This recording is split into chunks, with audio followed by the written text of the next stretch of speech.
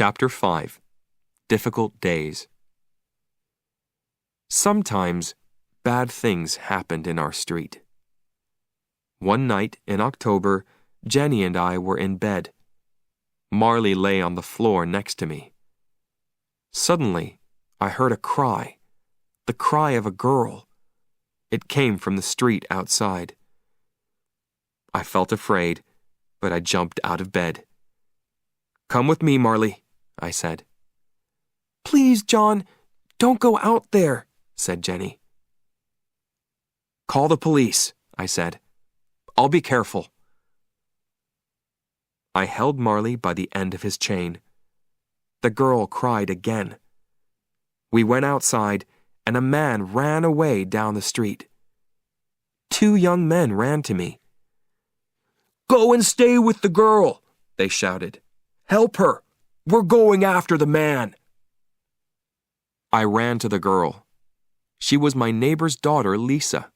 She was 17 years old. Her shirt was red and wet. "What happened?" I asked. "I was in my car," she said.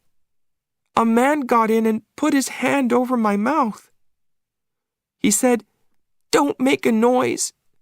But I did, and he cut me with his knife." I held Lisa in my arms. "It's going to be all right," I said. But I didn't really think that. Lisa's face was gray, and she was very weak. I looked at Marley. He stood and looked down the street. He looked strong and ready for a fight. Nobody could get past him. Some minutes later, the police arrived with doctors, and they took Lisa away. A policeman asked me questions. Then I went home with Marley. Jenny met us at the door. "Marley was a different dog tonight," I said. "Nothing can hurt us when he's with us." I looked at Marley. "You did well tonight," I said. Lisa didn't die. She got well again. But I never forgot that night. One night when Jenny and I were in bed, she said, "John, I think the baby is coming. Please call the doctor." Something's wrong, I thought. It's too early for the baby. I took Jenny to the hospital. "Your baby is too small," the doctor said to her. "We have to stop him coming out. You'll have to stay in the hospital." Jenny was in the hospital for 12 days. I stayed at home with Patrick and Marley. I did the housework, I cooked and washed clothes. In the evenings, I was very tired. Marley sat and looked at me sadly. I could read his thoughts. "I don't understand. Why doesn't John want to play with me? Why doesn't he take me for walks? And where's Jenny?" I didn't do things at home very well. I left the bathroom door open all the time. Marley loved to go into the bathroom and to drink water from the shower. One day, I took Patrick on a visit to the hospital. "What did you do to Patrick?" Jenny asked. "What do you mean?" I asked. "He's fine." "Look at him," said Jenny.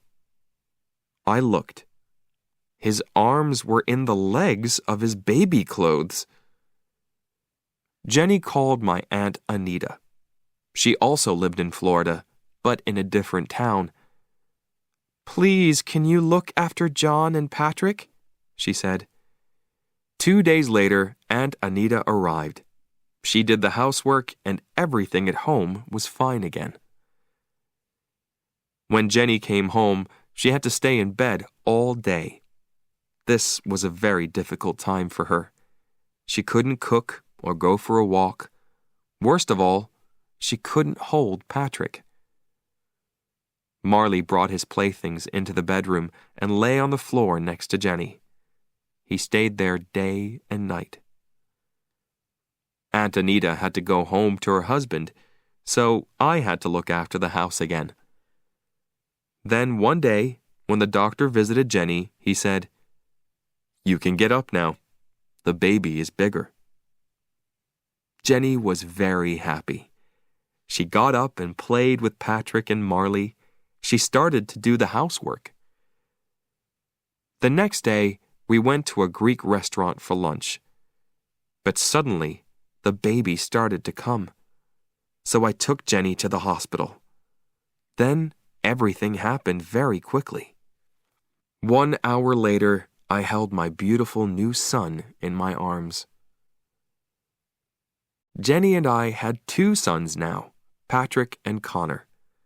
One was 17 months old, and one was a baby. We were very happy with our sons, but we were tired all the time. The babies woke us every night. We couldn't sleep for more than 2 hours. Connor had problems with Jenny's milk. After he drank, he was sick. So Jenny was very sad. "What's wrong with me?" she said. "Connor doesn't like my milk. Maybe I'm not a good mom." She started to get angry quickly. She didn't get angry with Patrick and Connor, but she was often angry with Marley and me. Marley could do nothing right. I bought a plant and planted it in the yard. The next day, Marley pulled it out and ate it. Then he broke a door in the house. He went crazy when there was a thunderstorm. One day when I got home from work, I found Marley with Jenny. Jenny was very, very angry. "Why do you break everything?" she shouted. "You're a very bad dog." Marley stood with his head down, and she hit him again and again. I went and grabbed Jenny's arms. "Hey, hey, hey!" I shouted. "Stop! Stop!" I looked into Jenny's face, but the look in her eyes was new to me. Her face was the face of a stranger. "Get him out of here," she said. "Get him out of here now." I opened the front door and Marley ran outside. When I turned back for his leash, Jenny said, "You have to find Marley a new home." She couldn't mean it. She loved this dog. I walked out of the door. Marley ran and jumped around. He wasn't hurt. I took Marley into the street and said, "Sit." He sat. I put his chain over his head with the leash. Then I took him for a very long walk. When we got home, Marley was very tired. I took off Marley's leash and he ran to his bowl. The water went everywhere on the floor. I cleaned it. Jenny sat in a chair with Patrick and Connor. When I walked past her, she said quietly, "I want that dog to leave."